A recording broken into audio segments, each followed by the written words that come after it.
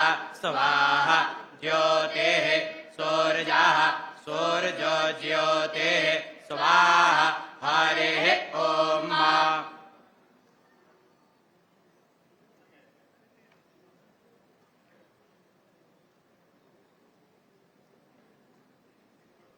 अतिथि देवो भव। भारत की इस परंपरा का निर्वहन करते हुए मैं प्रार्थना करती हूँ कि आचार्य ज्ञानेंद्र जी, श्री आचार्य ज्ञानेंद्र जी और प्रशांत कुकड़े जी स्वामी जी का स्वागत करें।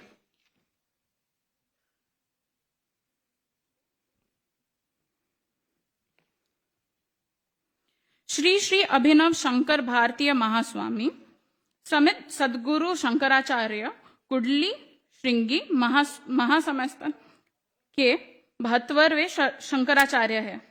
वो पूर्णकालिक में कर्नाटका और आंध्र प्रदेश के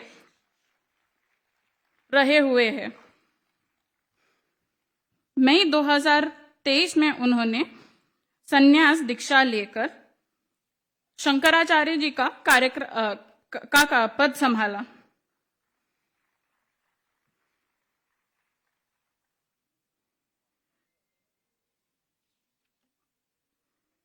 अब मैं प्रार्थना करती हूँ राम बाबू और माननीय शेषगिरी जी का कि वो हमारे माननीय मुख्यमंत्री देवेंद्र फडणवीस जी का स्वागत करें।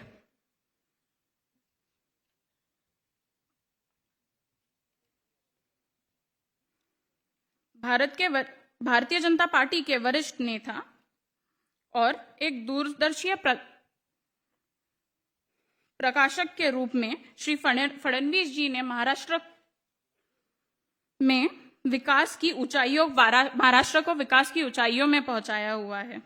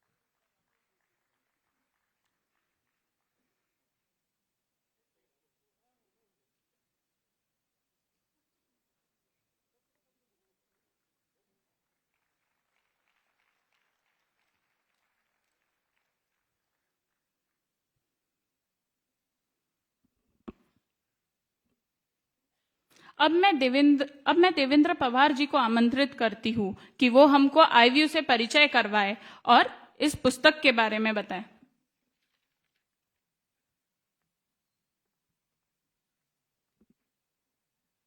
नमस्कार आदरणीय स्वामी जी, अभिनव जी भारती शंकराचार्य जी, हमारे सबके प्रिय मुख्यमंत्री जी देवेंद्र फडणवीस जी और माननीय मुकुल कानिटकर जी। दोस्ती क्या होती है उसका जीता जाता उदाहरण हमने अभी यहाँ पे देखा। ऐसे ही 4 दोस्तों ने मिलकर 10 अक्टूबर 1989 में आईव्यू चालू किया था। उसमें केंद्र बिंदु थे हमारे आशुतोष भैया। आशुतोष भैया को सपोर्ट करने के लिए सबने उस समय, जैसा मैंने सुना है आशुतोष भैया से, मुकुल भैया से, कि आईव्यू की स्थापना की थी। आशुतोष भैया से मेरी पहली मुलाकात 2016 के अंदर हुई थी। पता नहीं उनको मेरे में क्या दिखा या क्या, मैं ईश्वरीय कृपा थी या जो भी था। 2017 से जब से मेरी उनकी मुलाकात चालू हुई तो वो कहीं ना कहीं विषय निकल के आता था आईव्यू का। हर चर्चा में मजाक के अंदर या किसी न किसी में मुकुल जी से वो चर्चा होती थी। तब से एक विषय चालू हुआ कि इसको पुनर्जीवित करना चाहिए। भारत में कोई चीज़ खत्म नहीं होती, समाप्त नहीं होती। नए रूप में, नई ऊर्जा के साथ, नए युवाओं के साथ वो वापस जन्म लेती रहती है। ऐसा ही आईव्यू का हुआ। आते आते समय 2023 के अंदर या 22 के अंत के अंदर ये चर्चा चली और इसका वापस पुनर्जन्म हुआ, या यूं कहिए कि अंगारे पे से राख हटी और वापस अग्नि प्रज्वलित हुई। भारत सनातन है, पुराना है, ऐसे ही पब्लिकेशन भी बहुत सारे हैं भारत में, ऐसा नहीं कहेंगे कि IVO एक अनोखा पब्लिकेशन है या कुछ, लेकिन ये आप सबका पब्लिकेशन है। जिस तरीके से आप संतरे का नाम सुन के ये कहते हैं कि ये नागपुर की पहचान है, इसलिए IVO भी नागपुर की ही पहचान है, क्योंकि इसका जन्म नागपुर से ही हुआ है। तो इसको आप सब अपना पब्लिकेशन मानिएगा। आप सबके विचार, आप सबके सुझाव, आप सबकी प्रतिक्रिया हम सहृदय स्वीकार करेंगे, और अगर कुछ अच्छा प्रस्ताव आपकी तरफ से आता है, कोई पुस्तक की आप लोग परिकल्पना देते हैं, तो हम उसे सहर्ष प्रकाशित करेंगे। ये मैं आपको पूर्ण विश्वास दिलाता हूँ। पहला वाला समारोह दिल्ली में हुआ था, आप सबने उसकी चर्चा सुनी होगी। 1 महीने के अंदर ही 3000 पुस्तकें पूरी वितरण हो गई, तो हमारे को द्वितीय संस्करण निकालना पड़ा, और ये हम लोगों के लिए, सबके लिए हर्ष की बात है कि द्वितीय संस्करण का हम लोग लोकार्पण जो कर रहे हैं वो नागपुर से कर रहे हैं। और मतलब मैं भी इसको लेके भावुक तो हुई, क्योंकि भैया का लगभग 1 साल हुआ है, आशु भैया का, और मेरे को अच्छी तरह याद है कि जब हमारी लास्ट मुलाकात बॉम्बे में हुई थी, तब हमने उनसे इसके ऊपर विस्तृत चर्चा की थी। और मेरे को लगता है ये उनका ही आशीर्वाद है कि इतनी जल्दी IVO इतने लोगों तक पहुंच पाया है, इतने लोगों तक अपनी पहचान बना पाया है। तो ये सब परमात्मा की कृपा और उनका आशीर्वाद है। इसी बात को मैं कहते हुए अपनी वाणी को विराम देता हूँ, और आप सबसे निवेदन करता हूँ कि आप लोग हमारे साथ सहर्ष जुड़े और हमारे को सहयोग प्रदान करें और मार्गदर्शन प्रदान करें। नमस्कार।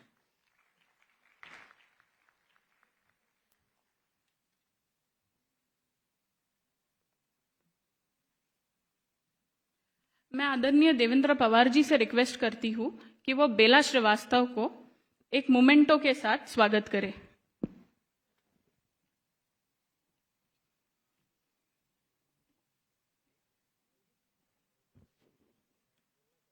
आशुतोष भैया की श्रीमती जी है, बेला भाभी जी, इन लोगों के ही मार्गदर्शन में हम बड़े हुए, आगे बढ़े हैं, IVO आगे बढ़ रहा है, इनके आशीर्वाद से ही और आगे बढ़ेगा।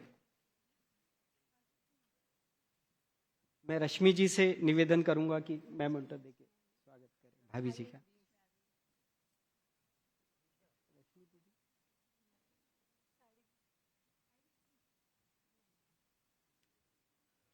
ये आंचल जी, आप भी आइए। आंचल जी संचालन कर रही हैं हमारा, ये आशु भैया की बिटियां हैं, आपके नागपुर की हैं।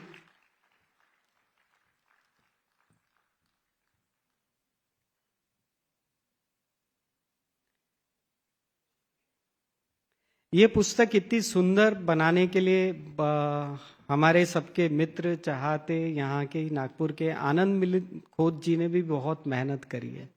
मिलिंद खोज जी की वजह से ही ये पुस्तक इतनी सुंदर बनी है। एक एक स्केच के पीछे चर्चा करके, देख के, मेरे ख्याल से 10 से 15 तो उन्होंने प्रूफ रीडिंग करी होगी।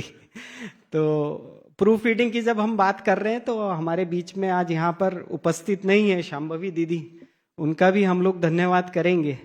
और मिलिंद भैया से निवेदन करूंगा कि आए। मैं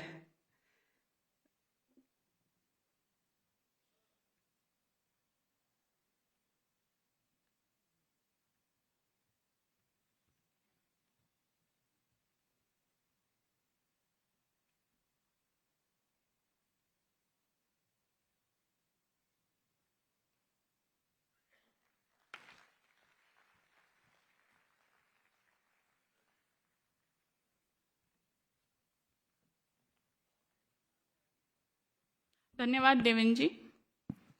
अब मैं आमंत्रित करना चाहूंगी जिसने इस बुक की रचना की है, जिन्होंने अपना जीवन में 2 ऐसे बिंदु है जो हमेशा माने हैं, खुद का ध्यान रखें और दोस्तों कितने हैं उनकी चिंता करें। मैं आमंत्रित करना चाहूंगी इस बुक के लेखक श्री मुकुल कानेटकर जी का।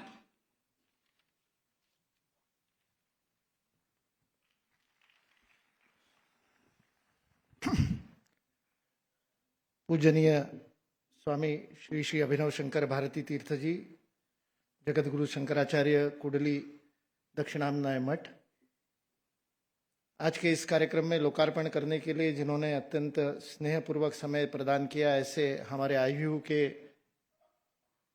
पूर्व संस्करण के साथी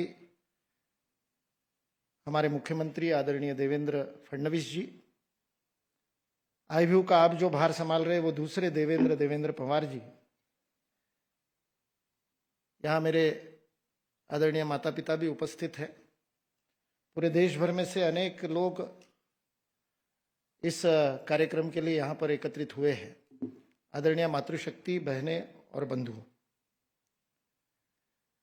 प्राण विद्या भारतीय संस्कृति का शास्त्रीय, साइंटिफिक, वैज्ञानिक आधार है।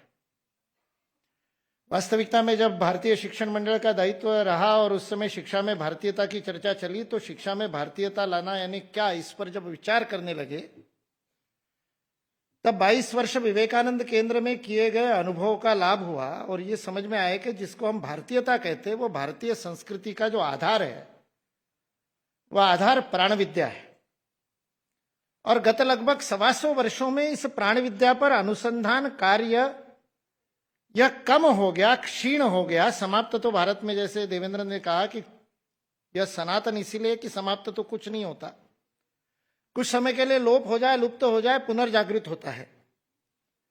1998 में मैं जब जोधपुर में था, तब एक ऐसे आचार्य मार्गदर्शक गुरु मिले, सुरेश शर्मा जी, जिन्होंने इस प्राण विद्या की कई अनुभूतियों के साथ में मेरा साक्षात कराया था, अनेक प्रयोग उनके साथ किए थे। तो भारतीय शिक्षण मंडल का काम करते समय उसको एक गूथ करके आजकल की भाषा में एक पैकेज बनाया, जिससे कार्यकर्ता प्राण की अनुभूति कर सके। क्योंकि प्राण की अनुभूति के बिना फिजिक्स के पीछे क्या रहस्य है वो नहीं समझ सकते। हमारे दिन प्रतिदिन हमारी मां ने हमको जो छोटी छोटी बातें बताई कि सांझ ढले लेटना मत, सांझ देते घर बुहारना मत, झाड़ू मत लगाना, बाल खुले छोड़ करके बाहर मत जाना, ऐसी छोटी छोटी बातें मां ने जो बताई, उसके पीछे का शास्त्र, उसके पीछे का विज्ञान समझ में आना मुश्किल था।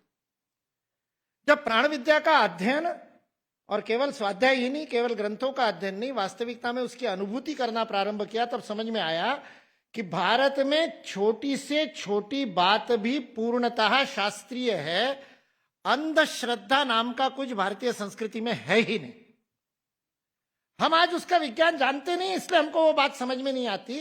इसलिए आज इस पुस्तक का परिचय देते समय हमने ऐसा सोचा कि केवल पुस्तक में क्या लिखा है यह बताने की जगह, प्राण विद्या परिचय वर्ग में जब ये सारी बातें बताते थे तो लोग पूछते थे ये कहां से पढ़ सकते हैं। तो कुछ प्रश्नोपनिषद से पढ़ सकते हैं, कुछ छांदोग्य उपनिषद से पढ़ सकते हैं, कुछ घेरंड संहिता से पढ़ सकते हैं, कुछ नवयोगिनी तंत्र से पढ़ सकते हैं, कुछ तंत्र भैरव से पढ़ सकते हैं। तो सबने कहा इतना अध्ययन कौन करेगा, ये सारी बातें एक जगह मिल सकती है क्या। तो इस प्रकार से पिछले 5-6 वर्षों से ये पुस्तक आकार लेती रही कि क्या क्या डाले क्या क्या नहीं डाले। ज्यादा बड़ा आकार भी नहीं देना था, ज्यादा क्लिष्ट भी नहीं बताना था, ऐसे ये पुस्तक बनी। किंतु ये सोचा कि पुस्तक का परिचय केवल पुस्तक में क्या कंटेंट है ये बता करके नहीं होगा। शकुन अपशकुन कैसे होते हैं, वास्तुशास्त्र कैसे काम करता है। शुरुआत में दिखाई जाने वाली वीडियो क्लिप में बताया कि पत्थर में भी कैसे प्राण होते हैं, पत्थर के प्राण की नाड़ी परीक्षा कैसे शिल्पी लोग करते हैं। अरुण योगीराज के आंखों से आंसू आते हैं जब रामलला की मूर्ति देख करके वह जब मूर्ति विग्रह में परिवर्तित होती है प्राण प्रतिष्ठा के बाद, तो अरुण योगीराज कहता है कि ये तो मैंने नहीं बनाई, ये क्या मेरे हाथ से घटित हो गया। ये जो प्राणवान होने की जो अनुभूति होती है वो अपने जीवन में भी करना ये अधिक आवश्यक है। इसलिए इस पुस्तक परिचय के उत्तरार्ध में कुछ 2-3 मिनट हम सब लोग भी अपने अंदर की प्राण शक्ति का अनुभव करने का प्रयत्न करें। इस पुस्तक के अंतिम अध्याय में यह पूरा 1 घंटा प्रतिदिन अभ्यास करने का एक प्रतिमान भी है। हालांकि वो किसी शिक्षित व्यक्ति के साथ ही प्रशिक्षण लेकर के फिर ही उसका अभ्यास करना चाहिए, लेकिन अभ्यास करने के बाद हम में से प्रत्येक उस प्राण का अनुभव कर सकता है। तो इसलिए आज के इस पुस्तक परिचय के उत्तरार्ध में अंतिम 2-3 मिनट में हम उस प्राण शक्ति का अनुभव करने का प्रयत्न करेंगे। मेरी सूचनाओं के साथ साथ बैठे बैठे ही हम इसका अनुभव करेंगे तो हमको उस प्राण विद्या के शास्त्र का परिचय होगा, जो इस पुस्तक को पढ़ने से और अधिक गहराई से आप समझ पाएंगे। अपनी आंखों को बंद कर लीजिए, बैठे बैठे ही कुर्सी पर बैठे बैठे रीढ़ की हड्डी को सीधा करने का प्रयत्न कीजिए। थोड़ा कठिन होता है कुर्सी पर रीढ़ की हड्डी को सीधा करना। आंखों को बंद करके कुछ क्षण श्वास की गति पर ध्यान रखिए। प्रश्नोपनिषद की यह प्रार्थना मेरे पीछे पीछे दोहराने का प्रयत्न कीजिए।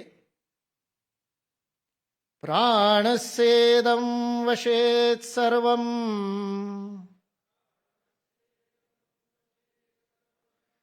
त्रिदिवे यत्प्रतिष्ठितम् मातेव पुत्रान् रक्षस्व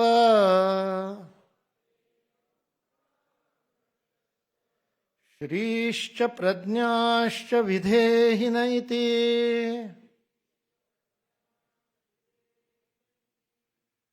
आंखों को बंद ही रखिए और बैठे बैठे अपने दोनों हाथों को धीरे धीरे ऊपर उठाइए। जितना धीमे करेंगे, जितना स्लो मोशन में करेंगे, कोहनी को सीधा रखते हुए जितना स्लो मोशन में करेंगे उतना अंदर की अनुभूति हम कर पाएंगे। पूरा ध्यान हाथों के अंदर कीजिए।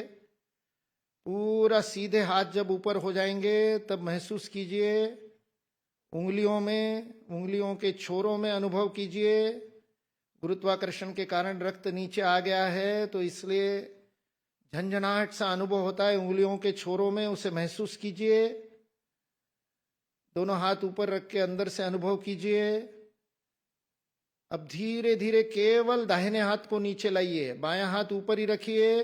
धीरे धीरे दाहिने हाथ को कोहनी से बिना मोड़े सीधा आगे की ओर नीचे लाइए और दाहिने हाथ में रक्त का प्रवाह जो धीरे धीरे बढ़ता जाता है उंगलियों की तरफ, उसे महसूस कीजिए। जब पूरा हाथ नीचे आ जाएगा तब महसूस कीजिए नीचे वाले हाथ में और ऊपर वाले हाथ में जो भेद है, जो अंतर है, जो फर्क है, उसे महसूस कीजिए अंदर से। खास करके रक्त के प्रवाह में, स्नायविक प्रवाह में भी एक तरफ मांसपेशियां खिंची हुई, एक तरफ दबी हुई महसूस कीजिए। अब धीरे धीरे बाएं हाथ को नीचे लाइए और दाहिने को ऊपर ले जाइए। धीरे धीरे दोनों हाथों को एक साथ कीजिए, बायां नीचे दाहिना ऊपर। जब दोनों समान है, भले ही दोनों 90 अंश में है, लेकिन दोनों में भेद देखिए। ऊपर से आए हुए हाथ में रक्त का प्रवाह, नीचे से आए हुए हाथ में रक्त का प्रवाह का भेद महसूस कीजिए। मन को एकाग्र करने के लिए हम ये शरीर संचालन कर रहे हैं। अब बायां हाथ पूरा ऊपर जाने दीजिए, दाहिना नीचे लाइए और फिर धीरे से नीचे छोड़ दीजिए। दोनों हाथों को अपने घुटनों पर रखिए, आंखों को बंद रखिए। अपने मन के द्वारा श्वास का नियंत्रण करने का प्रयास करेंगे। केवल बाईं नासिका से श्वास भरना और बाईं से छोड़ना, दबाना नहीं है, उंगली को नहीं लगाना नाक को। केवल मन से आदेश देकर बाईं नासिका से श्वास को भरिए और बाईं से छोड़िए। बाईं नासिका से ही श्वास को अंदर भरिए और बाईं से ही छोड़िए। अब यही काम दाहिनी नासिका से कीजिए। अपने मन का नियंत्रण कीजिए। दाहिनी नासिका से श्वास को भरिए और दाहिनी से ही बाहर छोड़िए।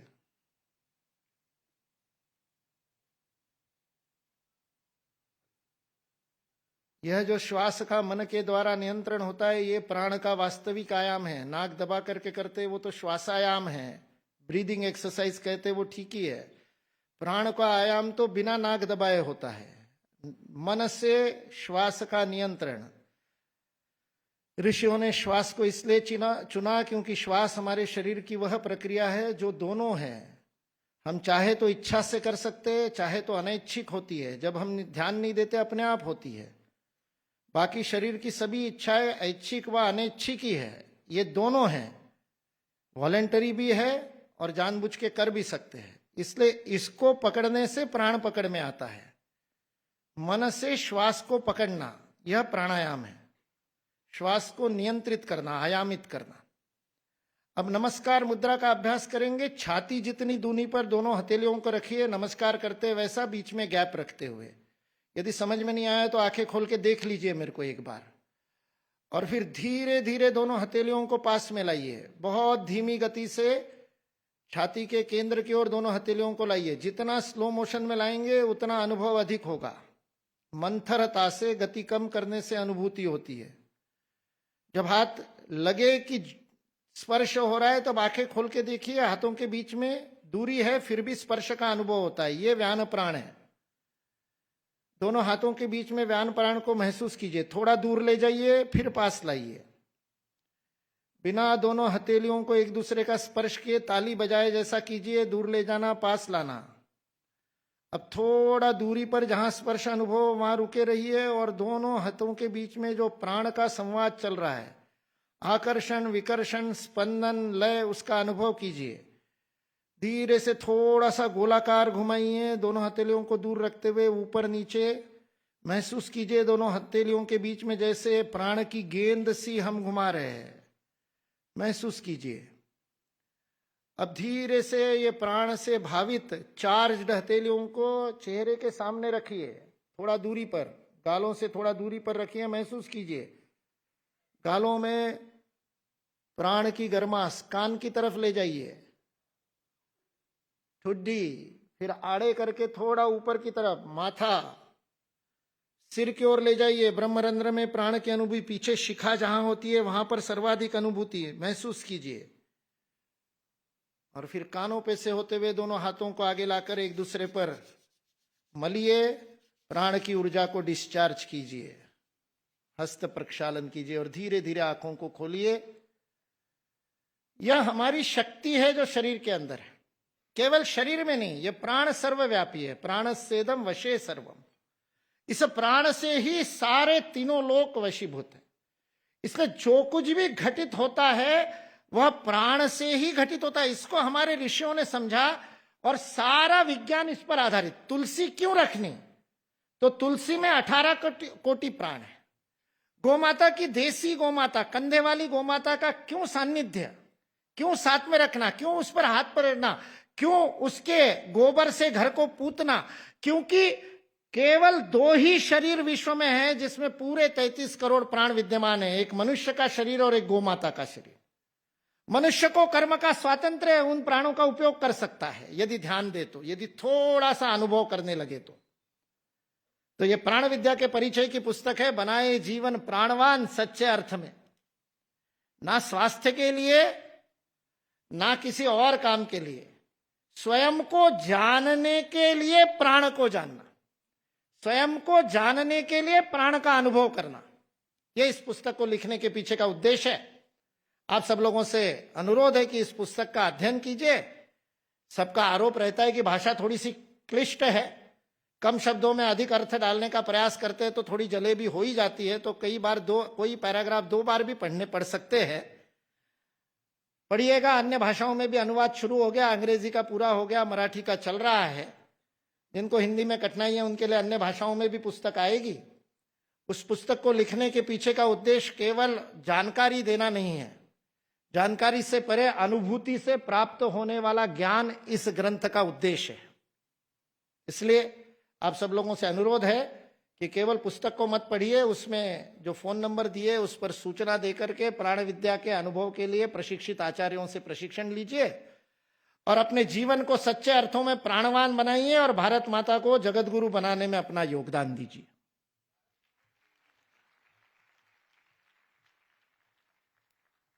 धन्यवाद मुकुल जी, हमें बुक के बारे में बताने में और साथ ही उसका अनुभव कराने के लिए।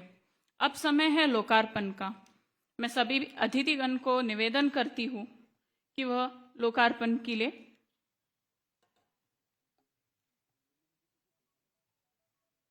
आदरणीय मिलिंद जी से भी मैं अनुरोध करती हूँ कि वो स्टेज पे आ जाए।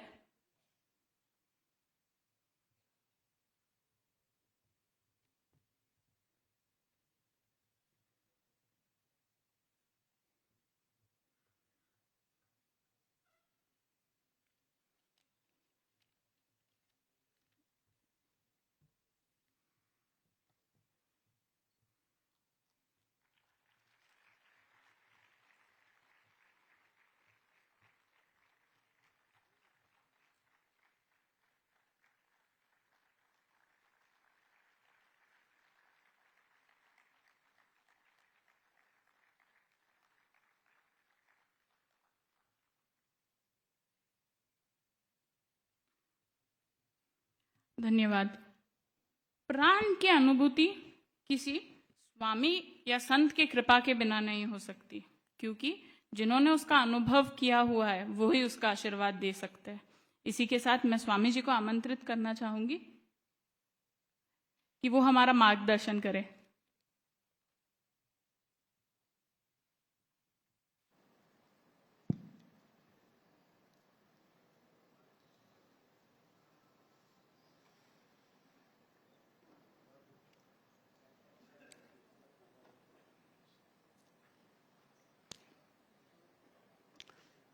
ओङ्कारः प्रौढमूलः पदक्रमसहितश्छन्दविस्तीर्णशाखैः ऋक्पत्रः सामपुष्पो यजुरधिकमथोऽथर्वगन्धं दधानः यज्ञच्छाया समेतो द्विजमधुपगणैः सेव्यमानः प्रभाते मध्ये सायं त्रिकाले सुचरितचरितः पातु नो वेदवृक्षः।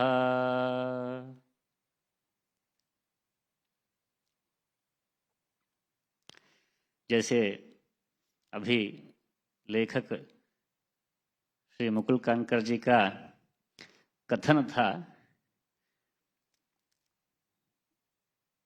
या उससे पूर्व देवेंद्र पवार जी का, प्रकाशक महोदय का कथन था कि भारत में कुछ भी खत्म नहीं होता है।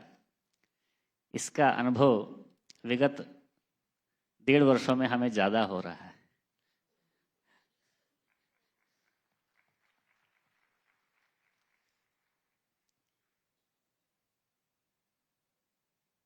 धर्मशास्त्र हमारा अध्ययन का विषय है। मुख्य वेद का अध्ययन तो किए है। वेद का अध्ययन का मतलब लोग अलग अलग समझते हैं। यानी अध्ययन का मतलब लोग किताब पढ़ना समझते हैं। किताब पढ़ना अध्ययन नहीं होता है। पारंपरिक गुरुकुल पद्धति में अध्ययन का तात्पर्य यह होता है कि गुरु के अंदर जो है उसको अपने अंदर बिठा लेना। इसीलिए ब्रह्मचर्य आश्रम में प्रातः सूर्य उपासना, अग्नि उपासना के बाद में गुरुजी के सामने जब बैठते हैं, गुरुजी जो है मंत्र का उच्चार करते हैं। उस उच्चार को शिष्य जो है 3 बार अनुच्चार करता है, रिपीट करता है। इस प्रकार गुरु का उच्चारण और शिष्य का अनुच्चारण, इस प्रकार पूरे अध्याय का पाठ होता है। उसके लिए 2-2.5 घंटे लगते हैं। ये द्वितीया के दिन होता है। तृतीया के दिन फिर से यही होता है। चतुर्थी के दिन फिर से उसी अध्याय का। इस प्रकार उस पक्ष में अष्टमी को छोड़कर, अष्टमी अनध्याय होता है, छुट्टी होती है। अष्टमी को छोड़कर जो है चतुर्दशी पर्यंत 12 दिनों तक गुरुजी बोलते रहते हैं, शिष्य उसका अनुच्चार करते जाता है। ऐसा करने से जो है गुरुजी के हृदय में या उनके मस्तिष्क में जो मंत्र है वो यथावत शिष्य के हृदय में बैठ जाता है। उसको फिर से अभ्यास करना नहीं पड़ता है। इसको वेदाध्ययन कहते हैं। गुरुजी जैसे बोलते हैं, जहां प्रेस करते हैं, जहां रिलीज करते हैं शिक्षा शास्त्र के अनुसार, वैसा ही शिष्य ही बोलता है। इसलिए आज हम नागपुर में आए हैं तो यहाँ कुछ वैदिक विद्वान आए सुबह के पूजा में। सुबह के पूजा में आए, रुद्र का मंत्र बोलने लगे, वो भी बोलने लगे, हम भी बोलने लगे। सबका एक साथ सुर मिल गया। कहीं पर भी कुछ भी अंतर नहीं आया। हम जीवन में पहली बार मिल रहे हैं। जीवन में जो पहली बार मिल रहे हैं वो बिना बात किए मंत्र बोलना शुरू किए तो एक जैसा लगता है। ऐसा कैसा हो गया? लोग कहते हैं कि 40-50 किलोमीटर की दूरी पर आहार, खानपान, भाषा इत्यादि बदलते हैं, मगर ये क्यों नहीं बदलता? क्योंकि ये अध्ययन का क्रम है। इस प्रकार वेदाध्ययन तो किए थे, उसके बाद में धर्मशास्त्र हमारा रुचि का विषय था। इसलिए मनुस्मृति, याज्ञवल्क्य स्मृति, निर्णय सिंधु, धर्म सिंधु इत्यादि ग्रंथों का अध्ययन करते थे। बाद में गीता प्रेस का धर्मशास्त्र अंक, ऐसा एक स्पेशल एडिशन आया कल्याण का, उसको भी पढ़े। बाद में एक छोटा सा पुस्तक, क्या करे क्या न करे, ऐसा एक पुस्तक हमें मिला, छोटा सा पुस्तक। ऐसा धर्मशास्त्र का अध्ययन करते करते एक दिन हमें आश्चर्य हुआ, क्योंकि आंध्र प्रदेश में गोदावरी के तट पर किसी छोटे से गांव में थे हम लोग। हम तो बहुत घूमे थे आंध्र प्रदेश में, फिर भी उस समय जो है जब हम बैठे थे तो घर की गृहिणी आई, उन्होंने कहा कि भैया जी हाथ पैर धो लीजिए। उस समय भैया जी ही कहते थे, हम संन्यास नहीं लिए थे इसलिए, भैया जी हाथ पैर धो लीजिए। इसका अर्थ क्या हुआ? भोजन तैयार है। तो हमें तुरंत बल्ब जला, अरे ये क्या है, हाथ पैर धोने के लिए क्यों कह रही है? हाथ पैर धोकर खाना खाना चाहिए, ये तो सही बात है, मगर धर्मशास्त्र का अध्ययन किए थे इसलिए वो बल्ब जला।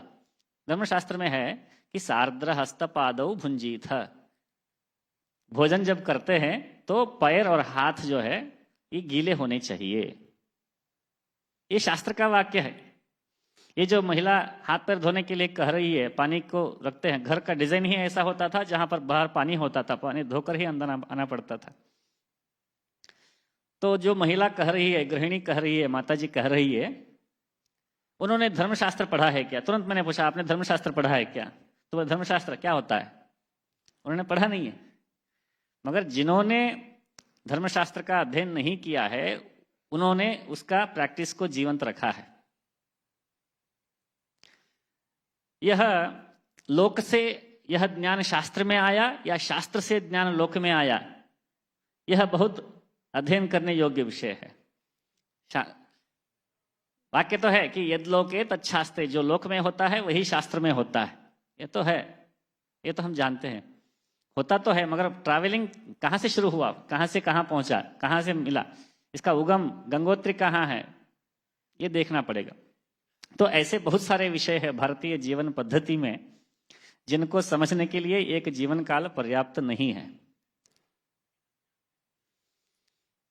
ऐसे गंभीर विषय, उदाहरण के लिए उदात्तीकरण की बात है। जो भी काम हम करते हैं, परसों एक व्यक्ति हमसे पूछ रहे थे कि हम लोग जप क्यों करते हैं, मन को एकाग्र बनाने के लिए करते हैं। मन को एकाग्र क्यों बनाना है? तो मन को एक अच्छा सा काम देना है जिससे उसे अच्छा संस्कार मिले।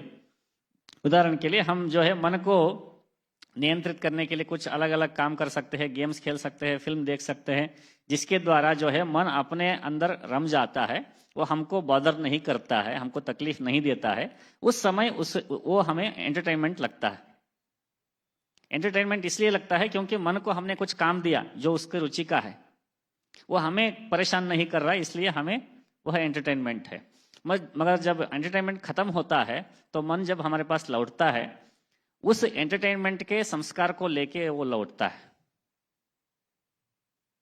इसलिए मन को एंटरटेनमेंट यानी कुसंस्कार उत्पन्न करने वाले एंटरटेन में फंसा के हमें मनोरंजन नहीं लेना है, मन का रंजन नहीं करना है। तो क्या करना है? तो मन को थोड़ा ऐसा अच्छा वाला काम बताओ जिससे वो अच्छे संस्कारों के साथ लौटे। इसके लिए क्या करना है? तो किसी देवता का नामोच्चारण करना है। आप नाम जपते बैठो, तो काम तो वही है, एंटरटेनमेंट में ही आपने उसे किसी काम में लगाया था, यह उपासना में भी आपने उसे किसी काम में लगाया है, मगर उस काम से जो होने वाला संस्कार है उसमें भिन्नता है। यह उदात्तीकरण है। इसी प्रकार उदात्तीकरण जो है भारतीय परंपरा में सब जगह हमें दिखती है। एक व्यक्ति है या एक परिवार है जो मांस का भक्षण करता है, उनके लिए वह रुचि का विषय है, बहुत पसंद है, खाते हैं, उसमें कोई गलती नहीं है, खाना चाहिए।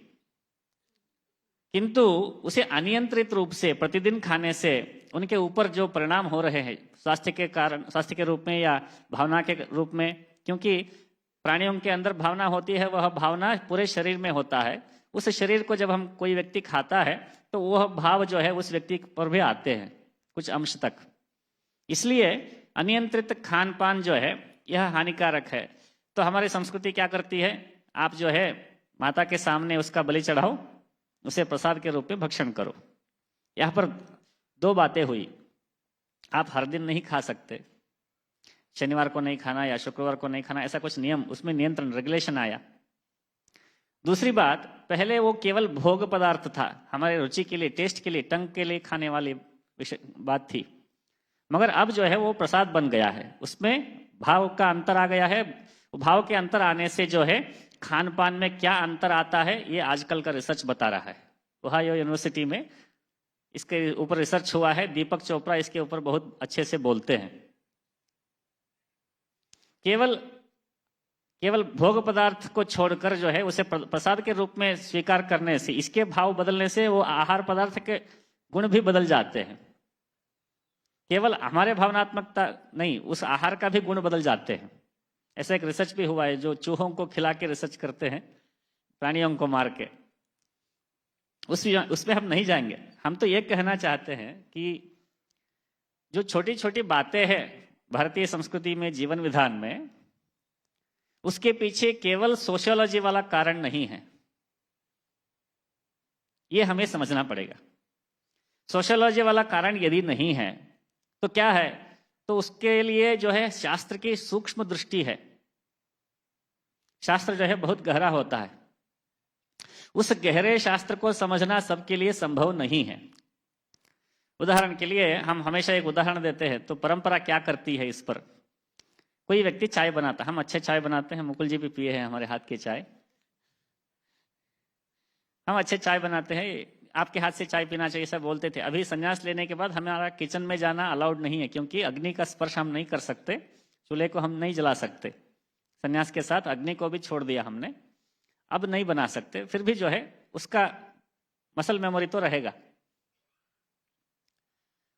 हमें कहाँ से सीखने मिला ये अच्छी चाय बनाने वाली पद्धति, तो हमने किसी को बनाते हुए देखा, सीख लिया। उसने किससे सीखा, उसने किसी से भी सीखा। तो ऐसे परंपरा को हम ट्रेस आउट करते जाएंगे। पीछे जाके किसी व्यक्ति ने कुछ बेवरेज बनाने का प्रयास किया, उसके लिए कुछ पदार्थ पानी में डाला, उबाला उसमें, बाद में वो उसको लगा नहीं, इसमें थोड़ा दूध मिलाना चाहिए, शक्कर मिलाना चाहिए, अदरक मिलाना चाहिए, या डिकॉक्शन अलग से, दूध अलग से गर्म करना चाहिए, बाद में मिक्स करना चाहिए। ये सारे रिसर्च एंड डेवलपमेंट R&D हुआ। उसके बाद एक अच्छे चाय बनाने वाली पद्धति जो है विकसित हुई। उस परिष्कृत चाय बनाने वाली पद्धति जो है वो पीढ़ी दर पीढ़ी आया, हमें अनायास मिल गया। हमने उसके लिए प्रयास करके नहीं सीखा। ये क्या है, यही परंपरा का सामर्थ्य है। परंपरा क्या करती है, हमारे लिए जो उपयोगी है, हितकारी है, वैसा ज्ञान को हमें अनायास दे देती है, जो हम जिसके लिए हम प्रयत्न भी नहीं करते हैं। ये तो ज्ञान की बात हो गई। हम जानबूझकर प्रयत्न करके किसी को देखकर सीखा हमने। कभी कभी ऐसा होता है, जो बच्चे पैदा होते हैं घरों में, हम घरों में कह रहे हैं, अस्पताल में नहीं, घरों में जो बच्चे पैदा होते हैं, उस समय खरजूर, जाकाई, बादाम, ऐसे अलग अलग वनस्पति पदार्थों को जो है एक चंदन घिसने वाले पत्थर पर जो घिस कर उसका पेस्ट बनाकर उसे बच्चों को पिलाया जाता है, क्योंकि उनके दांत भी नहीं आए होते हैं। अब उससे क्या होता है, उस बच्चे का शरीर, उस शिशु के शरीर को पोषण मिलता है। उस पोषण को देते समय यदि उस बच्चे ने कह दिया कि हमें क्या खाना चाहिए, क्या नहीं खाना चाहिए, हम जानेंगे, बाद में हम खाएंगे, ऐसा हो सकता है क्या? नहीं हो सकता। वो तो बोल भी नहीं सकता। उस बच्चे की माँ जो होती है, वो युवा होती है, वो भी नहीं कहती अरे हमारे बच्चे को क्या खिला रहे हो, वो तो बड़ा होगा, वो बाद में वो तय करेगा, वो खाएगा, उसके लिए क्या जरूरी है, क्या अच्छा है, क्या बुरा है, मैं जानती हूँ। नहीं, ऐसा नहीं होता है। जो दाई होती है, जो घर में जो ज्येष्ठ होते हैं, वो जो कराते हैं, वो चुपचाप करा लेना पड़ता है।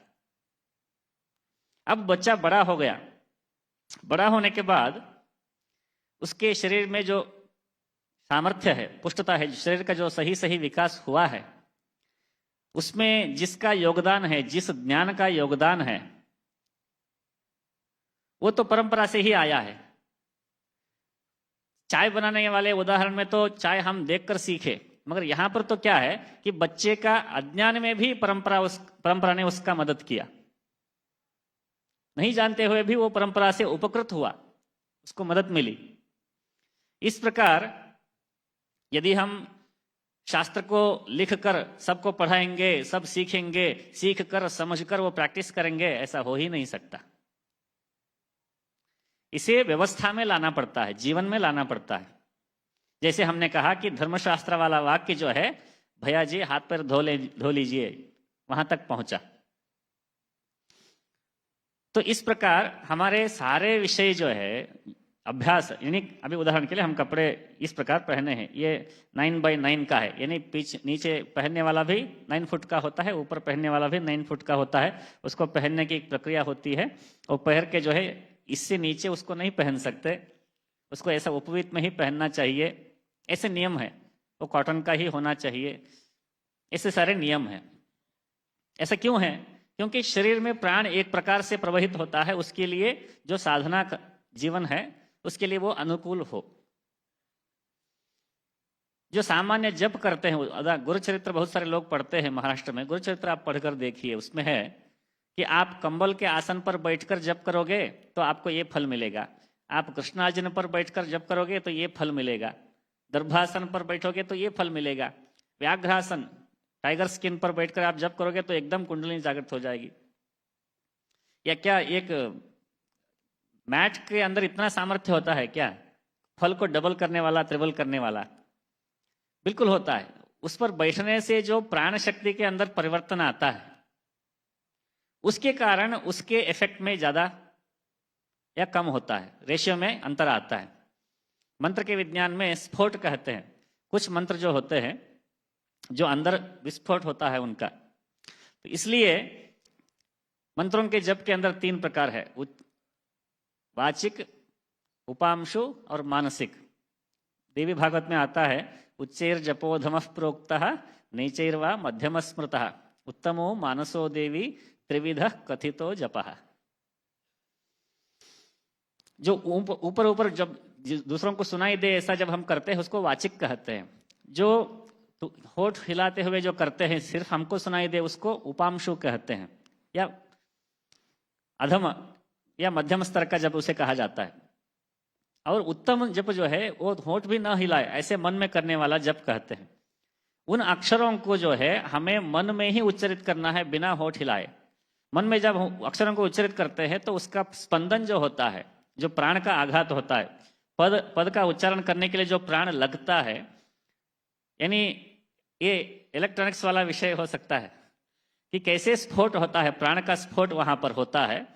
उस प्राण के स्फोट के कारण क्या अनुभूति होती है, इसको जानते हुए उन्होंने मानसिक जप को उत्तम कहा। और वो जो प्रभाव है वो किस प्रकार के एनवायरनमेंट में या किस प्रकार के आसन पे बैठने से, क्या खाने से क्या नहीं खाने से ज्यादा होता है या कम होता है, इसको पूरा उन्होंने समझा। मगर इसका उन्होंने पूरा सिद्धांत नहीं बताया, थियरी नहीं बताया, उन्होंने केवल एसओपी बनाया कि आप ऐसा आसन पे बैठो, ये करो, इस तरफ मुड़ के बैठो, ये खाओ, ये मत खाओ, ऐसा एसओपी बनाया। हम लोग एसओपी को तो बचा लिए मगर एसओपी के पीछे जो थियरी थी उस थियरी को हम भूल गए थे। जी, संघर्ष जो मुकुल जी कह रहे हैं, संघर्ष वाला जो 1000 वर्ष का, जो सहस्त्र वर्षों का जो इतिहास है, उसके अध्ययन पर करने पर यह समझ में आता है। इसलिए देवेंद्र जी ने कहा, पवार जी ने, फडणवीस जी नहीं, उन्होंने कहा कि कुछ समाप्त नहीं होता है यहाँ पर। तो अभी वो समाप्त नहीं हुआ है, इसका यह जीता जागता प्रत्यक्ष उदाहरण यह है कि मुकुल जी जैसे व्यक्ति उसका अभ्यास कर रहे हैं। सब लोग अभ्यास कर ही रहे हैं, मगर विशेष रूप से उसका अभ्यास और उसका जो थियरी है उसको सबको समझ में आए ऐसा उन्होंने पुस्तक के रूप में लेके आया है। हमारा तो यह अपेक्षा थी, हमारी अपेक्षा यह थी कि एक अच्छा सा विद्वानों के लिए ग्रंथ बनेगा, मगर उन्होंने जैसे अपने भाषण में कहा उसको छोटा सा संक्षिप्त और सरल रखा है। उतना ही उनका सामर्थ्य नहीं है। अच्छे विद्वत्पूर्ण ग्रंथ प्राण विद्या पर लिखने का भी सामर्थ्य वे रखते हैं, फिर भी जो है उन्होंने उसको सरल ही रखा है, उसका विशेष प्रयोजन भी है। फिर भी जो है हमारा यह आग्रह है, इस पर यहीं पर नहीं रुकना चाहिए मुकुल जी को। विद्वत्पूर्ण प्राण विद्या का ग्रंथ आना चाहिए जो कंटेम्प्रेरी एकेडमिक्स में उसका काम आए। क्योंकि अजित नाम का एक व्यक्ति है जो जर्मनी में काम करके लौट के आए हैं। उन्हें कुछ हिमालय के कुछ विशेष गुरुओं ने कुछ विशेष शक्तिपात किया है, उनके विशेष अनुभूतियां हैं। वो आए थे मेरे पास, आकर बोल रहे थे कि प्राण विद्या पर आप कभी कभी बोलते हैं तो मुझे उनके रेफरेंसेस दीजिए। तो रेफरेंस क्यों चाहिए आपको, अभ्यास चाहिए या रेफरेंसेस चाहिए? नहीं, रेफरेंसेस चाहिए, क्योंकि मैं रिसर्च पेपर लिखना चाहता हूँ। तो एकेडमिक फ्रेमवर्क के अंदर इसे कैसे ले आए, ये तो बहुत मुश्किल है। क्योंकि जैसे हमने कहा कि अभ्यास जो है, जैसे अभी बच्चे को जो है बादाम का पेस्ट बना के खिलाते हैं, इसका हम रेफरेंस ढूंढने जाएंगे तो बहुत मुश्किल है। वो तो परंपरा जो है वो सामर्थ्यवान परंपरा है, वो हमें उपकृत कर रही है। उसी प्रकार प्राण विद्या भी जो है उपकृत कर रही है। उसके रेफरेंस, टेक्सचुअल रेफरेंसेस ढूंढना, साइटेशंस ढूंढना और एकेडमिक फ्रेमवर्क में ले आके उसे ग्लोबल एकेडमिया में उसे एक्सेप्टेबल पेपर लिखना, उसके बाद में उसका रेपुटेशन बिल्ड करना, ये कहाँ तक संभव है ये हम अभी नहीं समझते हैं। फिर भी जो है ऐसे प्रयास करने वाले युवा हमें मिल रहे हैं। ऐसे इन सभी प्रयासों के कारण केवल प्राण विद्या के विषय में ज्ञान का उत्पादन न हो, नॉलेज प्रोडक्शन न हो, उस नॉलेज का प्रैक्टिस जो है उसमें कंटिन्यूटी बने रहे। उदाहरण के लिए अभी हमने आसन की बात की। लोग कहीं पर भी बैठते हैं, कुछ भी करते हैं, अरे क्या होता है, हमारा मन शुद्ध होना चाहिए, ऐसा बोलते हैं। अरे मन शुद्ध होना चाहिए, ठीक है, बिल्कुल, उसका एक प्रोसेस भी है ना। तो ऐसे अलग अलग बाहर के विचारधाराएं केवल पॉलिटिकल नहीं, जीवन से संबंधित भी आते हैं। जीवन से संबंधित विचार भी जो है बाहर से आते हैं। उनके कारण हमें लगता है कि हमारे पूर्वजों ने जो किया वो गलत किया, हम जो है ज्यादा समझदार है। जैसे कहा ना कि मन शुद्ध होना चाहिए, ठीक है, मन का कैसे शुद्ध होता है, प्रोसेस बताओ, तब नहीं बता पाएंगे। हमारा मन शुद्ध है ऐसा क्लेम करते हैं केवल, ऐसा ना हो। इसलिए केवल ग्रांथिक संपदा से कुछ नहीं होने वाला है। ग्रांथिक संपदा के साथ साथ आचार संपदा, आचार परमो धर्म, आचरण में यदि नहीं है तो वो नॉलेज नहीं है, ऐसा हमें समझना चाहिए। उस दिशा में भी हमें कार्य करना चाहिए। ऐसे आग्रह करते हुए आप सभी को अपने अपने मनोकामना जो भी है उन सबको पूर्ण करने में हम अपने इष्ट देव एवं पीठ के देवता श्री विद्याशंकरादि दिव्य देवताओं से प्रार्थना करते हुए अपने वाणी को विराम यहाँ देते हैं। राम राम राम राम।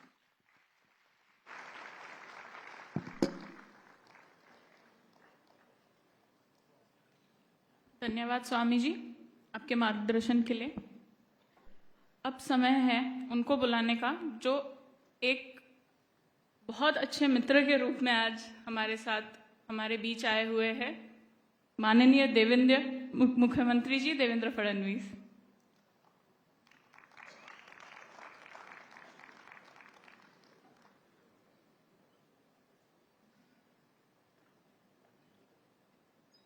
आज के इस बहुत ही सुंदर कार्यक्रम में मंच पर उपस्थित जिनके आशीर्वचन अभी अभी हम सभी ने सुने हैं, ऐसे श्री श्री अभिनव शंकर भारती महास्वामी जी, परम पूजनीय शंकराचार्य जी, जिन्होंने बनाए जीवन प्राणवान, प्राण विद्या पर आधारित यह पुस्तिका हम तक पहुंचाई है, ऐसे श्री मुकुल कानिटकर जी, iView एंटरप्राइजेस के माध्यम से जिन्होंने इसे प्रकाशित किया है, ऐसे देवेंद्र पवार जी, इस सभागार में उपस्थित सभी महानुभाव, बहनों और भाइयों, आज का कार्यक्रम सभी अर्थों से मेरे लिए बहुत ही महत्वपूर्ण इस प्रकार का कार्यक्रम है, या ये कह सकते हैं कि एक प्रकार से मेरे लिए पारिवारिक कार्यक्रम भी है, क्योंकि iView एंटरप्राइजेस जिसने इसको पब्लिश किया है, हमारे मित्र आशुतोष श्रीवास्तव जी, जिनके दिमाग की उपज थी, और मुझे याद है कि हम सभी लोग नए नए कॉलेज में आए थे और उस समय आशुतोष श्रीवास्तव जी ने कहा कि एक एडवर्टाइजिंग एजेंसी हमको शुरू करनी है, और मुकुल जी साथ में जुड़े थे, संजय जी थे, और मैं भी साथ में जुड़ गया। और ये एडवर्टाइजिंग एजेंसी शुरू करने के लिए पैसे नहीं थे, तो आशुतोष जी ने और मुकुल जी ने एक नालंदा एकेडमी शुरू की, उसमें क्लासेस शुरू किए। क्लासेस चलाना ये उद्देश्य नहीं था, उसमें से कुछ पैसे मिले तो एडवर्टाइजिंग एजेंसी शुरू हो, इस दृष्टि से कुछ महीने, कुछ साल, कुछ समय तक उसको चलाया, और उसके बाद आईवीयू को उस समय शुरू किया गया, मेरे घर के गैरेज में, हमारे अजय भैया यहाँ बैठे हैं, उनका ऑफिस था, उसके नीचे गैरेज था, उस गैरेज में आईवीयू एंटरप्राइजेस का ऑफिस शुरू हुआ। और मुझे अभी भी याद है कि आशुतोष जी उसको ठीक से चलाते थे और एडवर्टीजमेंट के पीछे का ब्रेन मुकुल जी हुआ करते थे, और हम आने जाने वाले चाय पीने वालों में से उस प्रकार के हम थे। लेकिन उस समय आज भी मुझे याद है कि निप्पॉन डेंद्रो जैसी कंपनी नागपुर में पहली बार आई थी, और उन्होंने नागपुर में कलर्ड शीट्स, पहले हमारे टीन हुआ करते थे, तो पहली बार कलर्ड टीन शीट्स उसका एक लॉन्च किया था। और उसका लॉन्च करने के बाद उसके एडवर्टाइजमेंट कैंपेन हमको मिले, ये प्रयास हम लोगों ने किया, और मुकुल जी ने उसकी एक कैंपेन, जैसे अमूल की कैंपेन होती है वैसे एक कैंपेन डिज़ाइन की, और वो उन लोगों को पसंद आई। और आज भी मुझे याद है कि टूटी फूटी गाड़ी पर हम सब लोग 2 गाड़ियां लेकर गए थे, और 1 लीटर पेट्रोल भरने के पैसे नहीं थे, इसलिए आधा ही लीटर भरा था। लेकिन वहां जाकर 2.5 लाख रुपए का चेक उस समय मिला था, जब पेट्रोल के भाव 12 रुपए थे। तो ये मुझे ऐसा लगता है कि ऐसे हमारे मित्र आशुतोष श्रीवास्तव जो हमारे बीच नहीं रहे, उन्होंने ये जो पौधा लगाया था वो पुनरुज्जीवित भी हुआ, और उसके माध्यम से ये पुस्तिका यहाँ प्रकाशित हो रही है। इसका मुझे बहुत आनंद है। दूसरा, मुझे इस बात का भी बहुत हर्ष है कि मुकुल कानेटकर जी मेरे मित्र भी रहे, मेरे मार्गदर्शक भी रहे हैं। क्योंकि आजकल तो मैं भाषण करता हूँ तो कई लोग बोलते हैं आप अच्छा भाषण करते हैं, लेकिन मैं जब नया नया कॉलेज में गया तो एक दिन मुकुल जी मेरे पास आए और कहने लगे कि आपने डिबेट में पार्टिसिपेट करना चाहिए। तो मैंने मुकुल जी को कहा कि भाषण तो थोड़ा बहुत करता हूँ, पर इतनी मैंने कभी डिबेट में पार्टिसिपेट करने का विचार तो नहीं किया है। तो कहा नहीं, बहुत अच्छी है, ब्रह्मपुरी में हम जाएंगे, आप मेरे साथ चलिए। तो तैयारी उन्होंने कुछ की, कुछ मैंने की। तो पहला भाषण था तो पूरा रट लिया, 2 दिन बैठकर पूरा अच्छे से याद किया, और मुकुल जी ने 1-2 उसमें डायलॉग भी डाल दिए, तो वो भी अच्छे से रट लिए और चले गए ब्रह्मपुरी। हम 2 ही टीमें थी, एक हमारी टीम थी और एक शायद आनंदवन की बरोरा की टीम थी, 2 ही टीम थी, तीसरी टीम ही नहीं पहुंची थी। और हमने भाषण किया, पहला भाषण मेरा हुआ, पहले उस टीम का एक हुआ, फिर मेरा पहला भाषण हुआ। तो इन्होंने उसमें जो डायलॉग डाला था, वो जैसा मैंने डायलॉग बोला, इतनी तालियां बजी तो मैं भी खुश हो गया और आगे का भूल गया, और 1 मिनट तक कुछ याद ही नहीं आया। फिर मैंने कैसा भी करके तो मेरा भाषण जैसा तैसा पूरा किया। तो उसका परिणाम ये हुआ कि मुकुल जी को फर्स्ट प्राइज मिला, लेकिन हमारी टीम को सेकंड प्राइज मिला। तो उसके बाद फिर एक बहुत अच्छा मंत्र मुझे मुकुल जी ने बताया, जो मैं आपको बताऊंगा, लेकिन उस मंत्र को लेकर मैं यहाँ नहीं आया हूँ। उन्होंने कहा कि देखो, तुम जब भाषण करने के लिए स्टेज पर जाते हो ना, तो ऐसा समझ लेना कि सामने सारे मूर्ख बैठे हैं और तुम अकेले विद्वान हो।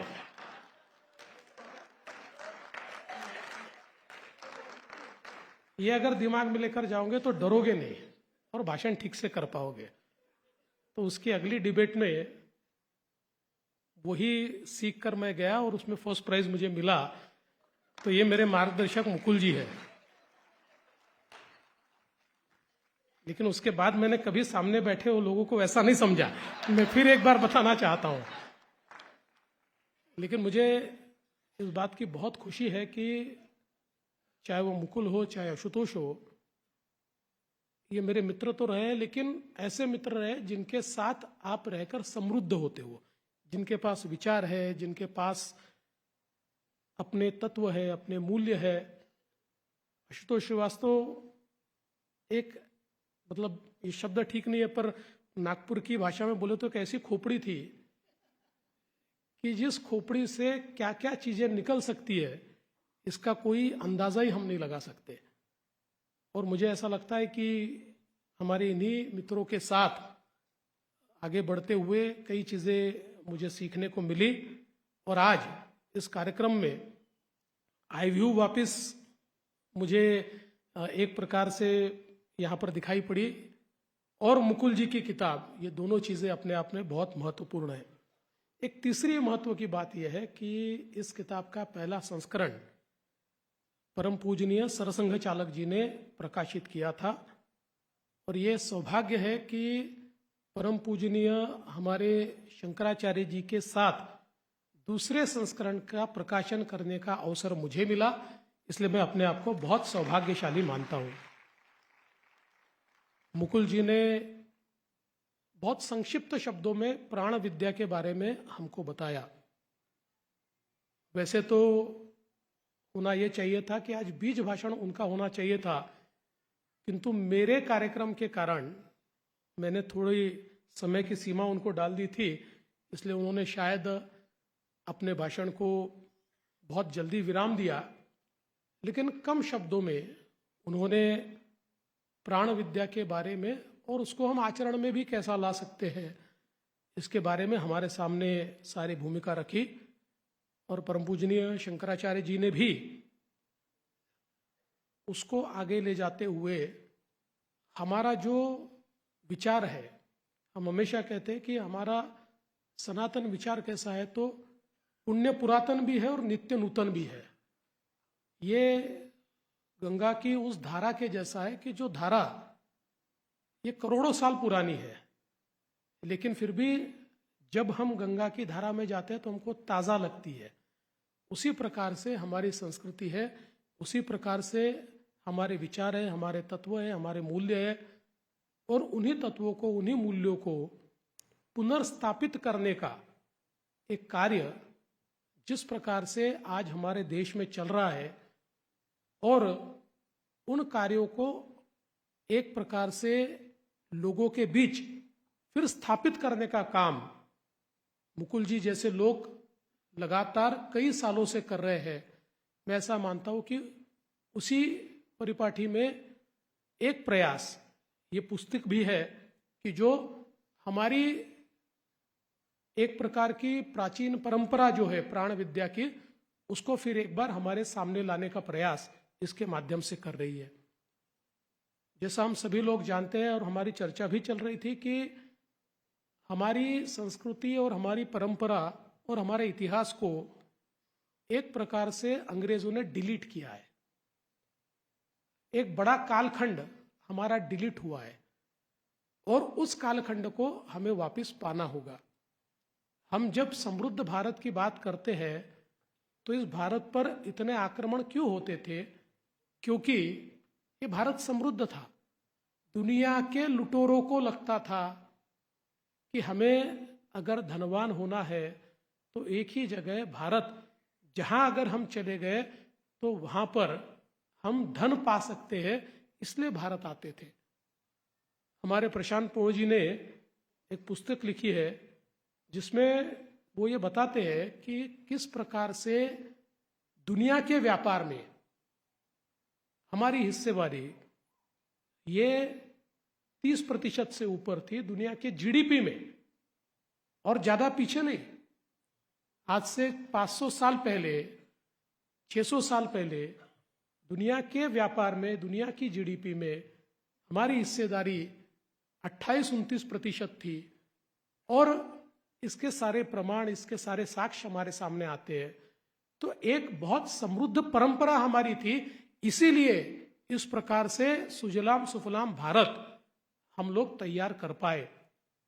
आज हम देखते हैं कि जिस प्रकार से उत्खनन हो रहा है, जिस प्रकार से संशोधन हो रहा है, दुनिया की जो पुरानी परंपराएं कही जाती है, इजिप्ट की, रोम की, बेबीलोनिया की, ये सारी सभ्यताएं कोई 2500 साल पुरानी है, कोई 3000 साल पुरानी है, कोई 4000 साल पुरानी है, लेकिन हमारे देश में जो हमारी सिंधु संस्कृति है, जो हमारी सरस्वती सभ्यता है, इन सभ्यताओं के जो अवशेष आज हम प्राप्त कर पा रहे हैं, राखी गढ़ी में, बिराना में जो अवशेष हमको मिल रहे हैं, और जो अवशेष ये किसी स्टोन एज की सभ्यता के नहीं है, तो पूर्ण रूप से विकसित सभ्यता के, जहां पर नगरों की रचना की गई है, स्थापत्य शास्त्र जहां पर दिखाई पड़ता है, जहां पर बहुमंजिल इमारतें दिखाई पड़ती है, जहां पर पूरी ड्रेनेज की सिस्टम दिखाई पड़ती है, जहां पर व्यापार के केंद्र दिखाई पड़ते हैं, इस प्रकार की रचना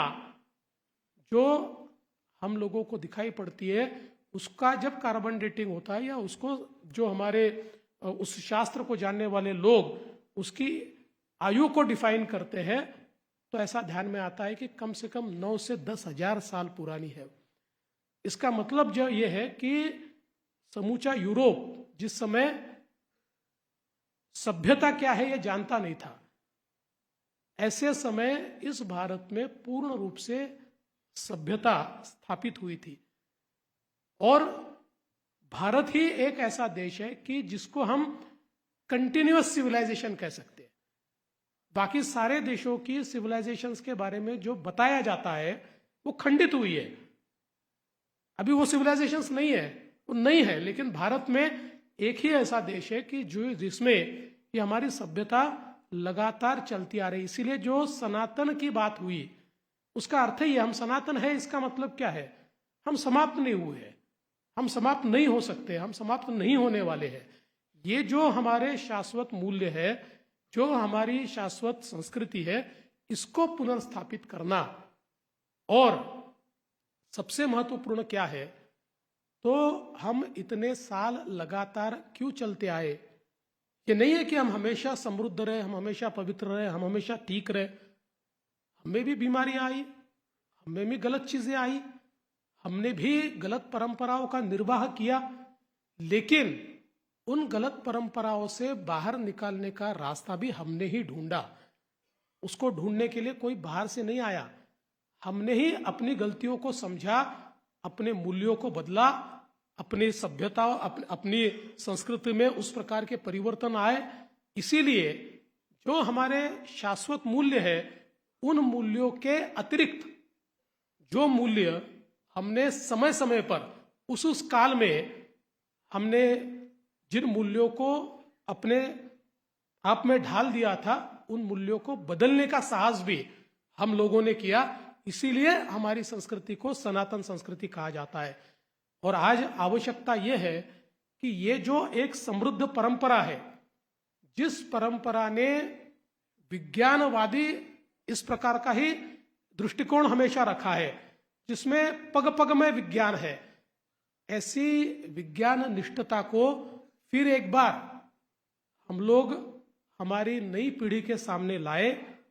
हमारी परंपराओं में जो विज्ञान है, हमारे संस्कृति में और हमारे संस्कारों में जो विज्ञान है, उसको एक प्रकार से हम रीडिफाइन करके आज अगर हमारी नई पीढ़ी के सामने लाए, तो मुझे ऐसा लगता है कि जिस कालखंड को संघर्ष के कारण हमारा समाज जीवन है और हमारा राष्ट्र जीवन है, इसमें से डिलीट कर दिया था, उसमें फिर एक बार उसको हम स्थापित कर पाएंगे।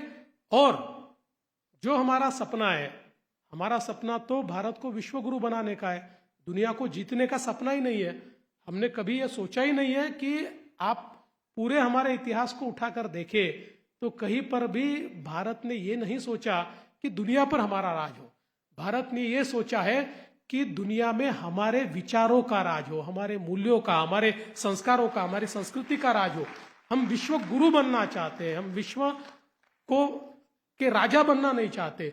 और इसलिए ये जो एक बहुत बड़ी धरोहर हमारे पास है, इस धरोहर में उस धरोहर का एक बहुत ही महत्वपूर्ण अंग ये प्राण विद्या है। क्योंकि हम लोग अद्वैत की बात करते हैं और हम लोग ये मानते हैं कि जड़ हो चेतन हो सभी में ईश्वर है। ईश्वर है यानी क्या है, उसमें चेतना है। तो वो जो चेतना है, उस चेतना को जगाना और उस चेतना के साथ हमारा एक प्रकार से नाता जुड़े, इस दृष्टि से ये जो सारी हमारी परंपराएं हैं, उन परंपराओं का निर्वाह करने के लिए मैं ऐसा मानता हूं कि मुकुल जी ने लिखी हुई ये पुस्तिका, और केवल पुस्तिका लिखना इतना उनका उद्देश्य नहीं है, तो इसको हम यथार्थ में कैसे लाए, अपने व्यवहार में कैसे लाए, इस दृष्टि से भी हम लोगों को प्रशिक्षण प्राप्त हो, इस प्रकार की व्यवस्था भी खड़ा करने का काम उनके माध्यम से हो रहा है। मैं ऐसा मानता हूं कि बहुत ही महत्वपूर्ण इस प्रकार का ये सारा विषय है। मैं मुकुल जी का आभार व्यक्त करना चाहता हूं कि उन्होंने बहुत ही महत्वपूर्ण और एक प्रकार से बहुत ही क्लिष्ट इस विषय को बहुत ही सरलता के साथ हम सबसे जोड़ने का प्रयास किया है। और ऐसा कहते हैं कि विद्वान वो होता है जो, कई बार हम लोग उनको विद्वान समझते हैं जिनकी बातें सिर के ऊपर से चली जाती है, वो विद्वान नहीं होता। विद्वान वही होता है जो हमारी भाषा में हमको समझाए। और मैं ऐसा मानता हूं कि उस प्रकार की विद्वत्ता ये मुकुल जी में है। तो मेरा पूरा विश्वास है कि इस पुस्तक को पढ़ने के बाद जो विषय हमको क्लिष्ट लगता है वो आसान लगेगा, और हम भी अपने जीवन को प्राणवान बनाएंगे और प्राण विद्या को निश्चित रूप से अपने व्यवहार में लाने की कोशिश करेंगे। मैं मुकुल जी का बहुत बहुत आभार व्यक्त करता हूँ, देवेंद्र पवार जी का आभार व्यक्त करता हूँ, और परम पूजनीय शंकराचार्य जी का भी यहाँ पर मैं बहुत बहुत आभार व्यक्त करता हूँ कि उन्होंने हम सबको यहाँ पर आकर आशीर्वचन दिया। धन्यवाद। जय हिंद।